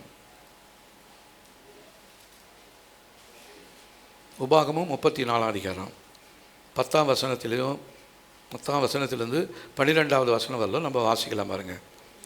மோசே எகிப்து தேசத்திலே பார்வோனுக்கும் அவனுடைய எல்லா ஊழியக்காரருக்கும் அவனுடைய தேசம் அனைத்திற்கும் செய்யும்படி கர்த்தர் அவனை அனுப்பி செய்வித்த சகல அடையாளங்களையும் அற்புதங்களையும் அவன் இஸ்ரவேலர் எல்லாருக்கும் பிரத்யட்சமாய் செய்த சகல வலிமையான கிரியைகளையும் மகா பயங்கரமான செய்கைகளையும் பார்த்தால் கர்த்தரை முகமுகமாய் அறிந்த மோசையைப் போல ஒரு தீர்க்கதரிசியும் இஸ்ரவேலில் அப்புறம் எழும்பினதில்லை என்று விளங்கும். கர்த்தரே அவனை குறித்து சாட்சி கொடுக்குறார். எகிப்து தேசத்தில் பார்வோனுக்கு முன்னாடி அவனுடைய ஊழியக்காரர்களுக்கு முன்னாடி அற்புதங்களையும் அடையாளங்களையும் செய்து அந்த தேசத்தை சின்னாபீனப்படுத்தி அந்த அழிவுக்குரிய தேசத்துக்குள்ளே இருந்ததான இந்த ஜனங்களை எகிப்திய இஸ்ரவேலரை அதிலிருந்து மீட்டு கொண்டு அவங்களை வழிநடத்தி கொண்டு வந்தார். அவர் சொன்ன ஒரு வார்த்தையுமே அந்த தேசத்தில் நடக்காமல் இல்லை. மோசையை கொண்டு கர்த்தர் சொன்ன எல்லா காரியங்களையும் கர்த்தர் நடத்தினார். எவ்வளோ பெரிய வேலை பார்த்தீங்களா? அதே போல தான் நமக்கும் கர்த்தர் கொடுத்துருக்கிறாரு. எவ்வளவோ அழிவுக்குரிய திட்டங்கள், கொள்ளை நோய்கள், யுத்தங்கள், பஞ்சங்கள், பட்டினி எல்லாமே வந்தாலும் இதுக்கு மத்தியில் கர்த்தர் நமக்கு கொடுக்கறதான வார்த்தைகளை நாம் சரியாக கீழ்ப்படிந்து அவருடைய சத்தத்திற்கு நாம் செவி சாய்ந்து தேவனுடைய சித்தத்தின்படியாக நாம் நடக்கும் பொழுது கர்த்தர் நம்மை கொண்டு சொல்லியிருக்கிறதான எல்லா வார்த்தைகளையும், சின்ன வார்த்தையாக இருந்தாலும் சரி, பெரிய வார்த்தையாக இருந்தாலும் சரி, அதை நிறைவேற்றி நம்முடைய வாழ்க்கையை கட்ட போதுமானவராக இருக்கிறார். இந்த வேலையை கொடுத்தது தேவன். ஹல்லேலூயா, ஆமென். நம்ம யாருமே வேலை இல்லாமல் இல்லை. நமக்கு கிடைத்த வேலை என்னன்னு தெரியுதா உங்களுக்கு? தேவன் உங்களுடைய குடும்பத்தை நடத்தி செல்லக்கூடிய பெரிய வேலையை கொடுத்துருக்குறாங்க. இதை விட பெரிய வேலை வேறு எதுவும் இல்லைங்க. ஹல்லேலூயா. ஒருவேளை நம்ம அதிகம் சம்பாதிக்கலாம், நம்ம பெரிய ஐஏஎஸ் ஆஃபீஸராக இருக்கலாம், ஐபிஎஸ் ஆஃபீஸராக இருக்கலாம், இல்லைன்னா தாசில்தாராக இருக்கலாம். எதுவாக இருந்தாலும் நமக்கு தேவன் நம்பி கொடுத்துருக்கிறதான பெரிய உத்தியோகம், பெரிய நீங்கள் வேலை செய்யக்கூடிய ஸ்தலம் எது தெரியுங்களா? உங்களுடைய குடும்பமாக இருக்கிறது. அதை விசாரிக்காமல் நீங்கள் போய் முழு உலகமும் ஆதாயப்படுத்தி கொண்டு இருந்தாலும் உங்களுக்கு லாபமே இல்லை. ஒரு மனுஷன் தன்னுடைய ஆத்மாவை நஷ்டப்படுத்தினால் அவனுக்கு லாபம் என்ன? தன்னுடைய குடும்பத்தை அவன் நஷ்டப்படுத்தினால் அவனுக்கு லாபம் என்ன? கர்த்தர் கொடுத்துருக்கிறதான வேலையை நீங்கள் சரியாக செய்யாமல், விசாரிக்காமல், அன்பு கூறாமல், பரிசுத்தம் இல்லாமல், நீதி இல்லாதவர்களாக நீங்களும் நானும் செயல்படும் பொழுது கர்த்தர் நாளைக்கு நம்ம இடத்துல கணக்கு கேட்பார். கணக்கு கேட்கும் பொழுது நீங்களும் நானும் என்ன சொல்ல போகிறோம்? ஹல்லேலூயா. அதனால் மோசையை போல் நம்ம உத்தரவாதங்களாக இருக்கணும். அடுத்த பார்த்தீங்களா, யோசுவா. மோசைக்கு அப்புறம் கர்த்தர் யோசுவாவை தெரிந்து கொள்கிறார். மோசை மரித்ததுக்கப்புறம் தேவன் இந்த யோசுவாவை தெரிந்து கொள்கிறார். யோசுவாவின் புஸ்தகத்தில் 1 அதிகாரம் 1 வசனம் பாருங்க. யோசுவா 1:1. கர்த்தருடைய தாசனாகிய மோசை மரித்த பின்பு கர்த்தர் மோசையின் ஊழியக்காரனான நூனியின் குமாரன் யோசுவாவை நோக்கி, என் தாசனாகிய மோசை மரித்து போனான். இப்பொழுது நீயும் இந்த ஜனங்களும் எல்லாரும் எழுந்து இந்த யோர்தானை கடந்து இஸ்ரவேல் புத்திரருக்கு நான் கொடுக்கும் தேசத்துக்கு போங்கள். நான் மோசைக்கு சொன்னபடி உங்கள் காலடி மிதிக்கும் எவ்விடத்தையும் உங்களுக்கு கொடுத்தேன். வனாந்தரமும் இந்த லீபனோனும் தொடங்கி ஐபராத் நதியான பெரிய நதி மட்டுமல்ல, ஏத்தியரின் தேசம் அனைத்தும் சூரியன் அஸ்தமிக்கிற திசையான பெரிய சமுத்திரம் வரைக்கும் உங்கள் எல்லையாக இருக்கும். நீ உயிரோடு இருக்கும் நாளெல்லாம் ஒருவனும் உனக்கு முன்பாக எதிர்த்து நிற்பதில்லை. நான் மோசையோடு இருந்தது போல உன்னோடும் இருப்பேன். நான் உன்னை விட்டு விலகுவதும் இல்லை, உன்னை கைவிடுவதும் இல்லை. பலங்கொண்டு திடமனராக இருந்து இந்த ஜனத்தின் பிதாக்களுக்கு நான் கொடுப்பேன் என்று ஆணையிட்ட தேசத்தை நீ இவர்களுக்கு பங்கிடுவாய். எவ்வளோ பெரியதான ஒரு பெரிய பொறுப்பை இந்த யோசுவாவுக்கு கொடுத்துக்கிறார் பாருங்களேன். ஒரு இடத்துல தவறி இருந்தால் கூட தேவனுடைய திட்டத்தை இந்த யோசுவாவால் செயல்படுத்தவே முடியாது. அதனால் ஒவ்வொரு நாளும் அவர் தேவனுடைய வார்த்தையில் இரவும் பகலும் அவர் என்ன பண்ணுறாராம், அந்த உடன்படிக்கையின் வார்த்தைகளை அவர் படித்து கொண்டே இருக்கிறார். அப்போ அதற்குரிய ஞானத்தை கர்த்தர் அவருக்கு கொடுக்குறாரு. அதன்படி அந்த ஜனங்களை அவர் தேவன் கொடுத்ததான அந்த வாக்குத்தத்தம் பண்ணப்பட்டதான அந்த தேசத்துக்குள்ளே அவங்களை நடத்தி கொண்டு போய் அதை பிரித்து அந்த பிள்ளைகளுக்கு ஒவ்வொரு கோத்திரத்துக்கும் ஒவ்வொரு இடத்தை தேவன் யோசுவாவின் மூலமாக கொடுத்தார். ஒருவேளை யோசுவா கொஞ்சம் அசதியாக இருந்திருந்தார்னா இன்றைக்கி இஸ்ரவேல் இருக்கிறதான தேசமே இருந்திருக்காது. கர்த்தர் செய்ய நினைத்தது தடைப்படாது, ஒரு நாளும் தடைப்படாது. உங்களுக்காக எதெல்லாம் முன்குறிச்சிருக்கிறாரோ, உங்களுக்காக எதையெல்லாம் அவர் முன்குறித்து சொல்லியிருக்கிறாரோ அந்த காரியங்கள் உங்களுடைய வாழ்க்கையில் நிச்சயமாகவே நடக்கப் போகிறதாக இருக்கிறது. ஹல்லேலூயா. அதனால் உங்களை குறித்து தேவன் கொடுத்துருக்கிறதான அந்த உத்தரவாதம் என்னன்னு தெரிஞ்சுட்டு நீங்கள் அதன்படி நடக்கும் பொழுது உங்களுடைய லைஃப்பில் ஒரு பெரிய சக்ஸஸ் உண்டாகும். அதை விட்டுட்டு நீங்கள் உங்களுடைய திட்டத்திற்கு, உங்களுடைய பிளானுக்கு நீங்கள் போயிட்டே இருந்தீங்கன்னா நிச்சயமாக உங்களுடைய வாழ்க்கையில் நீங்கள் சுதந்திரித்ததான, நீங்கள் சவதரித்ததான உங்களுடைய குடும்பங்கள் எல்லாமே சிதறி சின்னாபின்னமாக போயிடும். ஹல்லேலூயா. கர்த்தர் உங்களுக்கு கொடுத்ததான அந்த நல்ல வேலையை நீங்கள் உத்தரவாதத்தோடு உண்மையாக செய்யணும். அடுத்ததாக நிகேமியாவை கர்த்தர் அழைத்தார். இவரை எதற்காக அழைத்தார்னா, உடைந்து போனதான எருசலேமை மறுபடியும் கட்டும்படியாக கர்த்தர் நிகேமியாவை கர்த்தர் அழைத்தார். நிகேமியா 2ஆம் அதிகாரம் 17-18 வசனங்களை நம்ம வாசிக்கும் பொழுது, நிகேமியா 2ஆம் அதிகாரம் 17ஆம் வசனத்திலிருந்து 18ஆம் வசனம் வரலும் பாருங்கள். பின்பு நான் அவர்களை நோக்கி, எருசலேம் பாழாய் இருக்கிறதையும் அதன் வாசல்கள் அக்கினியால் சுட்டரிக்கப்பட்டு கிடக்கிறதையும் நாம் இருக்கிற சிறுமியும் பார்க்கிறீர்களே. நாம் இனி நிந்தைக்குள்ளாயிராதபடிக்கு எருசலேமின் அலங்கத்தை கட்டுவோம் வாருங்கள் என்று சொல்லி, என் தேவனுடைய கரம் என்மேல் நன்மையாக இருக்கிறதையும் ராஜா என்னோடு சொன்ன வார்த்தைகளையும் அவர்களுக்கு அறிவித்தேன். அப்பொழுது அவர்கள் எழுந்து கட்டுவோம் வாருங்கள் என்று சொல்லி அந்த நல்ல வேலைக்கு தங்கள் கைகளை திடப்படுத்தினார்கள். அப்போது உங்களை சுற்றி உங்களுடைய குடும்பத்தில் உடைந்து போயிருக்கிறதான அலங்கங்கள் உண்டு. அதை பயன்படுத்தி தான் சத்துரு உள்ளே வந்திருக்கிறான். அதை உங்களால் பார்க்க முடியல. இந்த அவல நிலையிலிருந்து நீங்கள் மாறணும் அப்படின்னா, உங்களை சுற்றி இருக்கிறதான உடைந்து போன சுவர்களை நீங்கள் இந்த நாட்களில் தேவனுடைய வார்த்தைக்கு ஏற்ப நீங்கள் கட்டும்படியாக நீங்கள் மற்றவங்களையும் உற்சாகப்படுத்தணும். உற்சாகப்படுத்தும் பொழுது அந்த ஜனங்களும் உங்களோட சொல்லுவாங்க, நம்ம எழுது கட்டுவோம் வாருங்கள் என்று சொன்னால் அவங்களும் என்ன சொல்லுவாங்க, நாங்களும் கட்டுறோம், நாங்களும் அந்த வேலைக்கு எங்களை அர்ப்பணிக்கிறோம்னு சொல்லுவாங்க. ஆனால் நெகேமியா அவர் கையில் கொடுத்ததான அந்த உத்தரவாதத்தை உணர முடியாதபடிக்கு அவர் இருக்கிற வரையிலுமே அந்த குடும்பத்தில் சின்னாபின்னங்களும் பிரச்சனைகளும் போராட்டங்களும் தொடர்ந்து வந்து கொண்டே இருக்கும். உங்களுடைய வாழ்க்கையில் இருக்கிற அவமானங்கள் நிந்தைகள் மாற வேண்டுமா? உங்களுடைய குடும்பத்தில் இருக்கிறதான பிரச்சனைகள் தீர வேண்டுமா? உங்களுடைய சரீரத்தில் இருக்கிற பலவீனங்கள் மாற வேண்டுமா? நீங்கள் தேவன் சொன்னதான வார்த்தைகளுக்கு, தேவன் உங்களுக்கு நம்பி கொடுத்ததான அந்த உத்தரவாதத்தை உணர்ந்து நீங்கள் செயல்படும் பொழுது கர்த்தர் உங்களை சுற்றி ஒரு பாதுகாப்பு அரணை கர்த்தர் கட்டுவார்.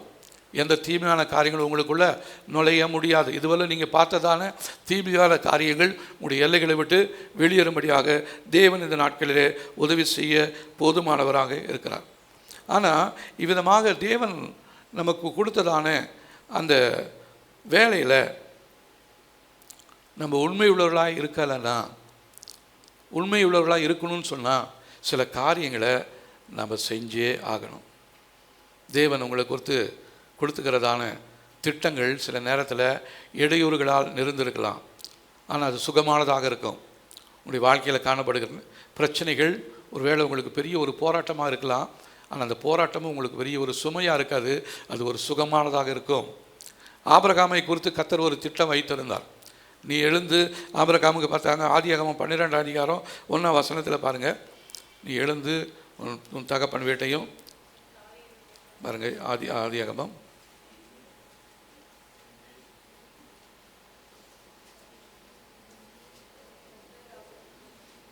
12ஆம் அதிகாரம்.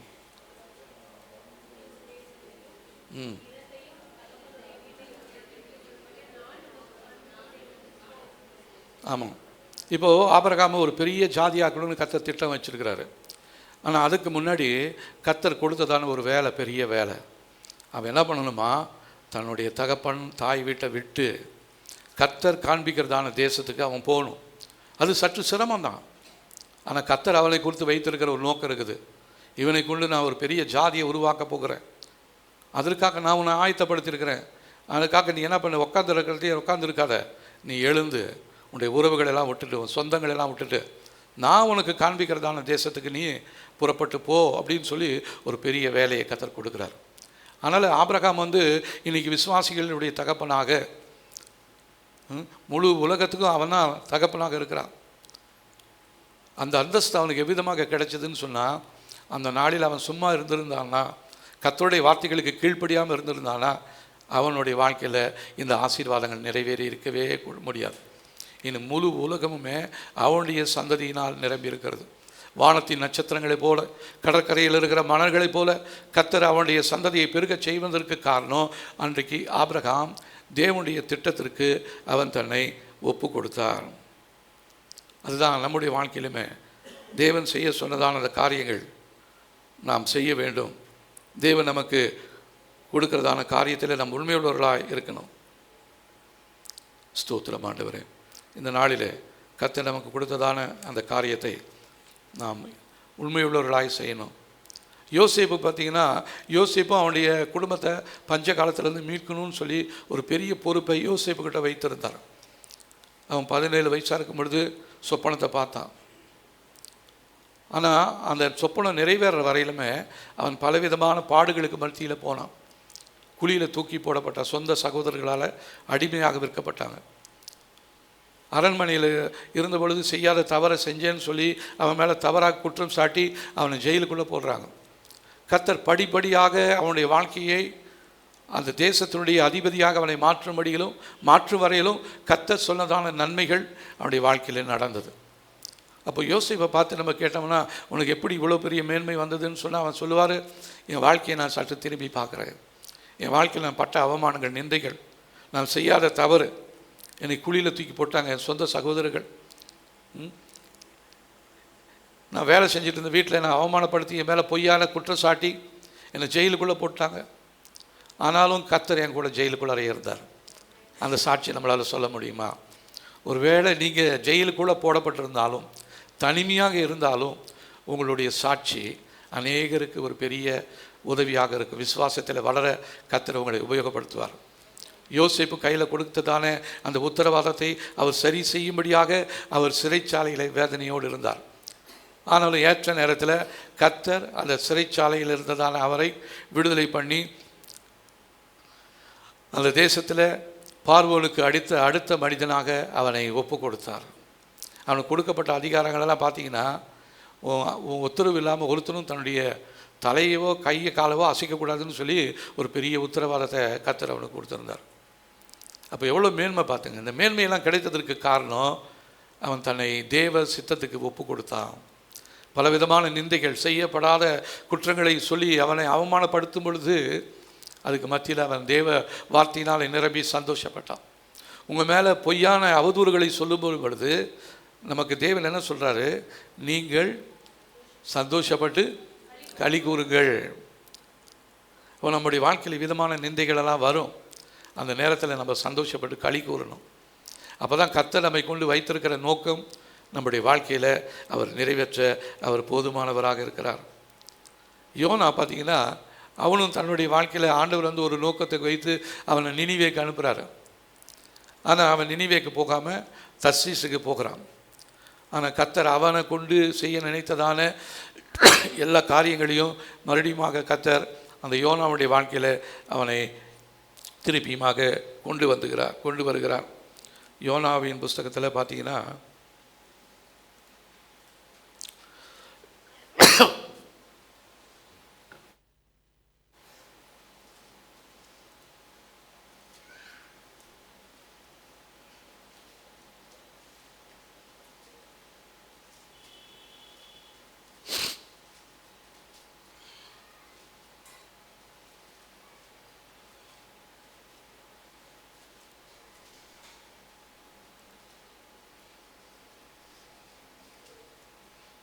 முதலாம் அதிகாரத்தில் 3ஆம் வசனத்திலிருந்து வாசிங்க.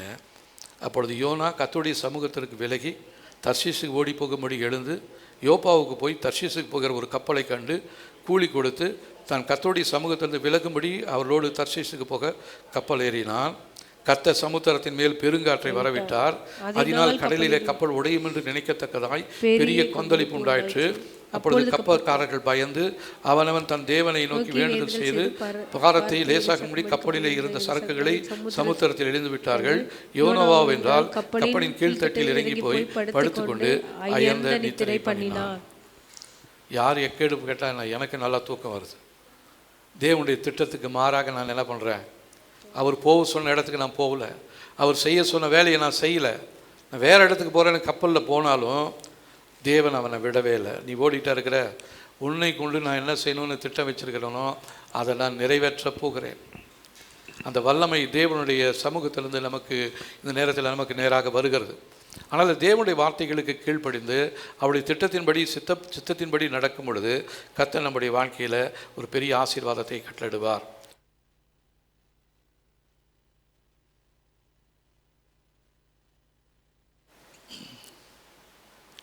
சரி, இவ்விதமாக தேவன் கொடுத்ததான வேலைகளை சரியாக செய்ய முடியாமல் தொலைத்து போட்டதான ஒரு சிலரை குறித்து நம்ம பார்க்க போகிறோம். முதலாவது சவுல் ராஜா. இவர் முதலாவது ராஜாவாக இருந்தாலும் தேவனுடைய பணியை அவர் என்ன பண்ணல, செய்து முடிக்கவே இல்லை. அவர் என்ன பண்ணார், அமலேக்கியரை முற்றிலுமாக நிர்மூலமாக்கணும்னு சொல்லி அவங்கக்கிட்ட இருக்கிற எதையுமே நீ என்ன பண்ணக்கூடாது, ஆடு மாடு மிருகம் எல்லாத்தையும், சிறு பிள்ளைகள் பெரியவங்க எல்லாத்தையும் வெட்டி வீழ்த்தும்படியாக கர்த்தர் ஒரு அறிவுரையை கூறினார். ஆனால் என்ன பண்ணார், இந்த சவுல் தேவனுடைய வார்த்தைகளுக்கு கீழ்ப்படியாமல் தன்னுடைய இஷ்டத்திற்கு அவர் நிறைய காரியங்களை அவர் செய்து வைத்தார். அப்போ தான் கர்த்தர் சொல்கிறாரு, தேவனுக்கு கீழ்ப்படுகிறதை பார்க்கலாம், பலி கொடுப்பதை பார்க்கலாம் உத்தமம், தேவனுக்கு செவி சாய்ப்பதே உத்தமம். ஆனால் நம்முடைய கையில் எந்த விதமான காணிக்கையும் அவர் எதிர்பார்க்கல. நம்முடைய தேவனுக்கு நம்ம முழுசுமாக கீழ்ப்படிய வேண்டும். அதை தான் கர்த்தர் நம்ம இடத்துல எதிர்பார்க்கிறார். தேவன் எதிர்பார்க்கிறதான காரியத்தை நம்ம முழுசுமாக கர்த்தருடைய கையில் ஒப்பு கொடுத்துக்கணும். அடுத்ததாக சிம்சோன். இவனை குறித்து கர்த்தர் ஒரு பெரிய நோக்கம் வைத்திருந்தார். பெலிஸ்தரிடத்தில் பழி வாங்க வேண்டும் என்பதற்காகவே இவன் பிறக்கிறதுக்கு முன்னாவே அவங்களுடைய தாய் தகப்பனுக்கு தேவன் சில காரியங்களை வெளிப்படுத்தி, உன் பையனை இப்படிலாம் வளர்க்கணும், அதெல்லாம் பண்ணணும்னு சொல்லி அவங்களுக்கு ஒரு வெளிப்பாடை கொடுத்து குழந்தையை பெற்றெடுக்க செய்து வளர்க்க செய்தார். தாய் தகப்பனும் நல்ல முறையில் தான் வளர்த்தாங்க.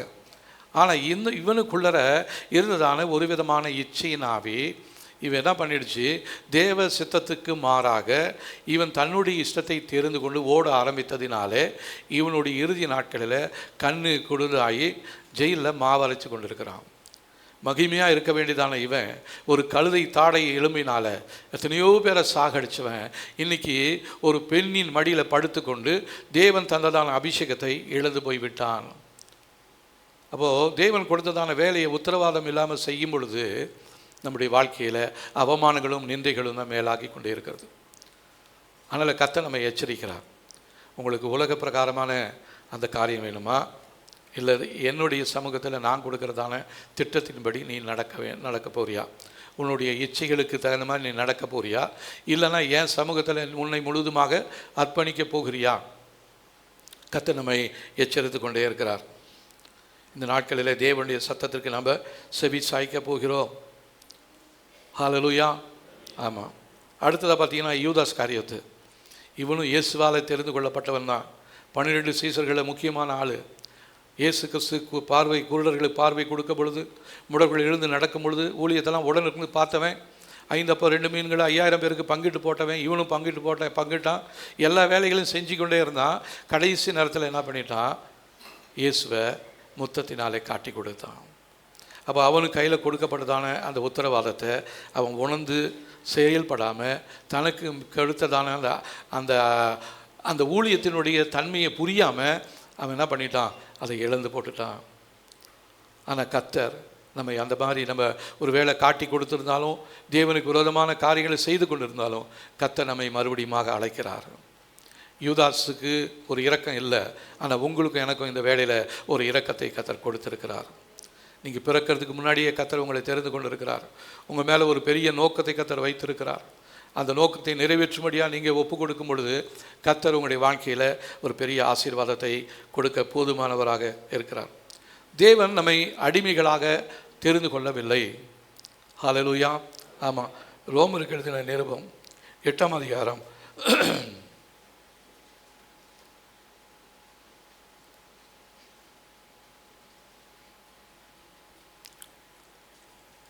15ஆம் வசனம் பாருங்க. அந்தபடி திரும்பவும் பயப்படுகிறதற்கு நீங்கள் அடிமைத்தனத்தின் ஆவியை பெறாமல் அப்பா பிதாவை என்று கூப்பிட பண்ணுகிற புத்திர சுகாரத்தின் ஆவியை பெற்றிருக்கிறீர்கள். கர்த்தர் நம்மை அடிமைகளாக அல்ல, அவளை அப்பா பிதாவை என்று கூப்பிடுகிறதான புத்திர சுவிகாரத்தின் ஆவியை கர்த்தர் நமக்கு கொடுத்திருக்கிறார். மனிதர்களை உருவாக்குவதற்கு முன்பாகவே தேவன் மக்களை பயத்தின் பிடியிலேயோ அடிமைத்தனத்திலேயோ இருப்பதற்காக அழைக்கவே இல்லை. அவங்களுக்கு விடுதலையோடு செயல்படும்படியாக கர்த்தர் அவங்களுக்கு கொடுத்தாரு. அந்த நல்ல தருணத்தை பயன்படுத்தாமல் ஆதாமும் ஏவாளும் இழந்து போனதான அந்த நன்மைகளை இந்த நேரத்தில் நம்முடைய வாழ்க்கையில் மறுபடியும் கர்த்தர் கொடுக்க அவர் போதுமானவராக இருக்கிறார். பாவமே மனுஷனை அடிமையாக்கி கொண்டிருக்கிறது. இந்த நாட்களிலே தேவ சமூகத்தில் ரட்சிக்கப்பட்டதான நாம் நம்முடைய வாழ்க்கையில் குடும்பத்தில் காணப்படுகிற பாவத்தின் நிமித்தமாக நாம் மறுபடியுமாய் அடிமைகளாக இருக்கிறோம். அடிமையாக இருக்கிறதான நம்மை இந்த நாட்களில் விடுதலை கொடுக்க முடியாத அவருடைய சுவிகார புத்திரர்களாக நம்மை தேவன் தேர்ந்தெடுத்திருக்கிறார்.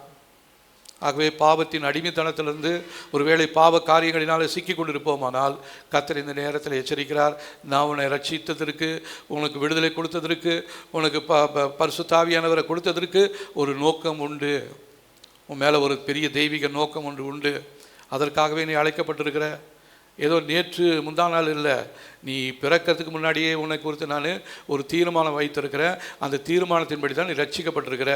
அந்த தீர்மானத்தின்படி ரட்சிக்கப்பட்டதான நீ ஒரு ரட்சிப்பை இழந்து நீ பின்மாற்றத்துக்குள்ளே போயிருந்தாலும் உன்னை மறுபடியுமாக அவருடைய ரட்சிப்புக்குள்ளாய் மறுபடியும் அவனை செயல்படுத்தும்படியாக உன்னை திருப்பி அழைக்கிறதான தேவன் இந்த வேளையில் உன்னை அழைக்கிறார்.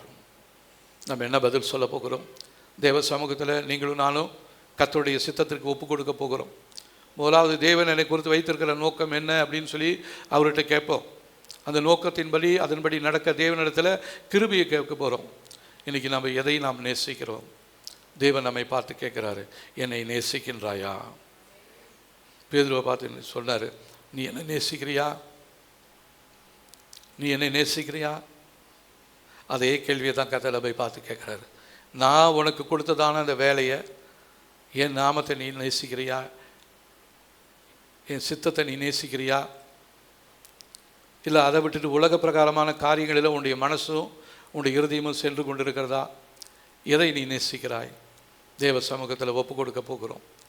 தேவனே, நீங்கள் எனக்கு அழைத்ததான அந்த கொடுத்ததான அந்த அபிஷேகத்தை நான் இந்த நாளிலே மறுபடியுமா பெற்றுக்கொள்ளும்படியாக, அந்த அபிஷேகத்தின் வல்லமை எனக்கு புதுப்பிக்கும்படியாக நான் இந்த நாளில் என்னை அர்ப்பணிக்கிறேன் என்று சொல்லி தேவனுடைய திட்டத்திற்கும் தேவனுடைய பணிக்குமாக நாம் நம்மை ஒப்பு கொடுக்க போகிறோம். தேவன் நமக்கு, வேதம் நம்மை எச்சரிப்பு கொடுக்கிறது. ஒவ்வொரு விசுவாசிகளும் தேவனிடத்திலிருந்து பெற்றுக்கொண்டதான அந்த காரியத்தை குறித்து நம்ம அவருடைய சமூகத்தில் நம்ம கணக்கு கொடுக்க வேண்டியவர்களாக இருக்கிறோம். ஹல்லேலூயா. அதனால் நம்ம தேவனை சார்ந்து கொள்வோம். தெய்வீக நோக்கத்தை நிறைவேற்ற வேண்டும்படி நாம் தேவனிடத்தில் ஒப்பு கொடுக்க போகிறோம். ரோமருக்கு எழுதின நிருபம் 14ஆம் அதிகாரம். ரோமர் 14ஆம் அதிகாரம்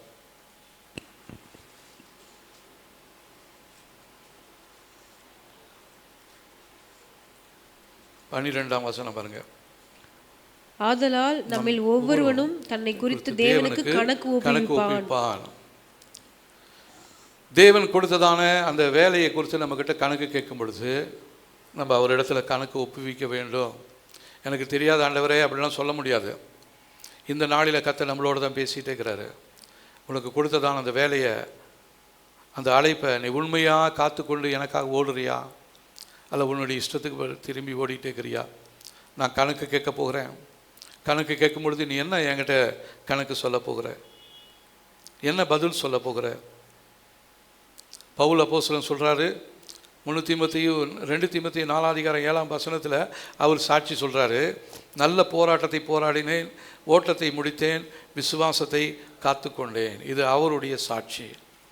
நம்முடைய வாழ்க்கையில் தேவன் கேட்கும் பொழுது நம்முடைய சாட்சி என்னவாக இருக்க போகிறது? தேவனுடைய நியமத்தின்படி நான் ஓடுறேன்னா? தேவன் என்னை குறித்து என்ன திட்டம் வச்சிருக்கிறாரு? தேவன் என்னை குறித்து எதற்காக என் குடும்பத்தை கொடுத்துருக்கிறாரு? எதற்கு எனக்கு ஒரு மனைவியை கொடுத்தாரு? எதற்கு என் பிள்ளையை கொடுத்துருக்கிறாரு? தேவ சமூகத்தில் கேளுங்க. நிச்சயமாகவே அவர் உங்கள் இடத்துல பதில் சொல்கிறவராக இருக்கிறார். ஆகவே நம்முடைய நோக்கம் தெய்வீகமானது. தெய்வீக நியமம் என்பது பதவி அல்ல, புகழ் அல்ல, சுகமான வாழ்க்கை அல்ல. அது அழைத்த தேவனுக்கு கீழ்ப்படியக்கூடியதான ஒரு பெரிய ஒரு செயலாக இருக்கிறது. தேவனிடத்தில் நம்ம அர்ப்பணிக்க போகிறோம். தேவ சமூகத்தில் நம்ம ஒப்பு கொடுக்க போகிறோம். நம்முடைய ஓட்டத்தை நாம் தெரிந்து கொள்ளலை. கர்த்தர் தான் உங்களை நம்பி இந்த குடும்பத்தை கர்த்தர் கையில் கொடுத்துருக்கிறாரு. இந்த வேலையை கர்த்தர் உங்களுக்கு கொடுத்துருக்கிறாரு. உங்களுடைய பிள்ளைகளை கர்த்தர் உங்கள் கையில் கொடுத்துருக்கிறாரு. உங்களுடைய மனைவியை உங்கள் கையில் கொடுத்துருக்கிறாரு. உங்களுடைய புருஷனை உங்கள் கையில் கொடுத்துருக்கிறாரு. அதுக்கு ஒரு நோக்கம் இருக்கிறது. நாளைக்கு கர்த்தர் கணக்கு கேட்பாரானால் நாம் என்ன பதில் சொல்லுவோம்? சற்று யோசித்து பாருங்கள். நாம் யாவரும் எழுந்து நிற்போம். தேவ சமூகத்தில் நம்ம அர்ப்பணிக்க போகிறோம். கர்த்தாவே, எங்களை குறித்து கர்த்தர் வைத்திருக்கிறதான நோக்கம், திட்டம், என் குடும்பத்தை குறித்து கர்த்தர் வைத்திருக்கிற திட்டம், நோக்கம் எதுவாக இருந்தாலும் ஆண்டவரே, அதை முழுவதுமாக உம்முடைய சமூகத்தில் நான் அர்ப்பணிக்கிறேன் என்று சொல்லி நாம் இந்த நாளில் தேவ சமூகத்தில் நாம் அர்ப்பணிக்க போகிறோம். கர்த்தர் நம்மை குறித்து வைத்திருக்கிறதான நோக்கம் ஒன்று உண்டு. ஹல்லேலூயா, ஸ்தோத்திரம் ஆண்டவரே. தேவ சமூகத்தில் நாம் அர்ப்பணிப்போம். தேவனை நாங்களும் என்னுடைய குடும்பமும் உமக்கு சொந்தமானவர்கள் என்று சொல்லி தேவ சமூகத்தில் அர்ப்பணிக்க போகிறோம். ஹல்லேலூயா, ஸ்தோத்திரம் ஆண்டவரே. கர்த்தர் இந்த நாட்களில் நீர் எங்களுக்கு கொடுத்திருக்கிறதான குடும்பத்தை குறித்து தேவரீர் நீங்கள் கொடுத்ததான அந்த நோக்கத்தை, தெய்வீக நோக்கத்தை நாங்கள் இந்த நாட்களிலே தெரிந்து கொள்கிறோம். எங்களை குறித்து கர்த்தர் வைத்திருக்கிறதான உன்னதமான நோக்கத்தை நாங்கள் தெரிந்து கொண்டோம் ஆண்டவரே. அந்த நோக்கத்திற்கு மாறாக நாங்கள் நடந்து கொண்டிருந்தோம். அதை எங்களுக்கு தயவாய் மன்னிங்க ஆண்டவரே. எங்களுக்கு கொடுக்கிறதான அந்த குடும்பத்தை நாங்கள் திறம்பட நடத்த அதற்குரிய கிருபையை நீங்கள் எங்களுக்கு தரும்படியாக சொல்லி ஜெபிக்கிறோம் ஆண்டவரே. ஹல்லேலூயா. தேவ சமூகத்தில் அர்ப்பணிக்கலாமா? ஹல்லேலூயா, ஸ்தோத்திரம் ஆண்டவரே. நன்றி நன்றி நன்றி. தேவன் நமக்கு கொடுத்ததான குடும்பம், தேவன் நமக்கு குடும்பத்தை கொடுத்ததான சூழ்நிலை, நமக்கு கொடுத்ததான எல்லா சூழ்நிலைகளையும் நம்ம தவறாக உபயோகப்படுத்தியிருக்கிறோம். அதை நம்ம தவறு என்று சொல்லி ஒத்துக்கொள்வோம். தேவ சமூகத்தில் அர்ப்பணிப்போம். கர்த்தர் நல்ல தருணத்தை நமக்கு கொடுத்துருக்கிறாரு. அந்த தருணத்தை நம்ம உதாசீனப்படுத்தி தேவ சமூகத்தில் அவருக்கு பிரியமில்லாத காரியங்களை நாம் செய்ததினாலே நாளைக்கு தேவன் கணக்கு கேட்கும் பொழுது நீங்கள் என்ன பதில் சொல்ல போறீங்க? ஸ்தோத்திரம் ஆண்டவரே.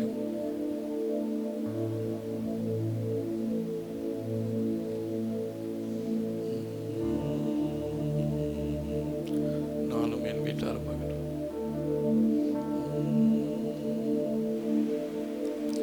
நானும் என் வீட்டாரும் உம்மையே நேசிப்போ, உமக்காய் ஓடுவோ, உந்தன் நாமம் சொல்லுவோ. நானும் என் வீட்டாரும் உம்மையே நேசிப்போ, உமக்காய் ஓடுவோ, உந்தன் நாமம் சொல்லுவோ.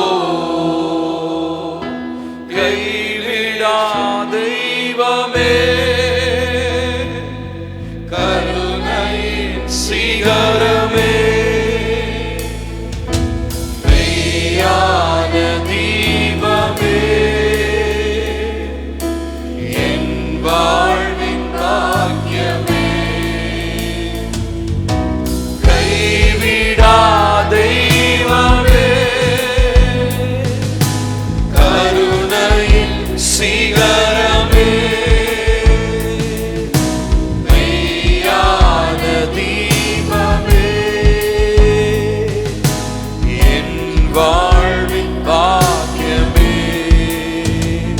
நானும் என் வீட்டாரும் உம்மையே நேசிப்போம், உமக்காய் ஓடுவோம், உந்தன் நாமம் சொல்லுவோம். நானும் என் வீட்டாரும் உம்மையே நேசிப்போம், உமக்காய் ஓடுவோம், உந்தன் நாமம் சொல்லுவோம். இந்த நாளிலே தேவன் நம்மை தெரிந்து கொண்டிருக்கிறார். நம்ம மேலே ஒரு பெரிய அழைப்பை வைத்திருக்கிறார். அந்த அழைப்பை உணர்ந்து உத்தரவாதத்தோடு செயல்பட கர்த்தர் நமக்கு கிருபை தரும்படியாக நாம் ஜெபிக்க போகிறோம். இந்த நேரத்தில் முதலாவது ஒரு குழந்தையை நம்ம தேவ சமூக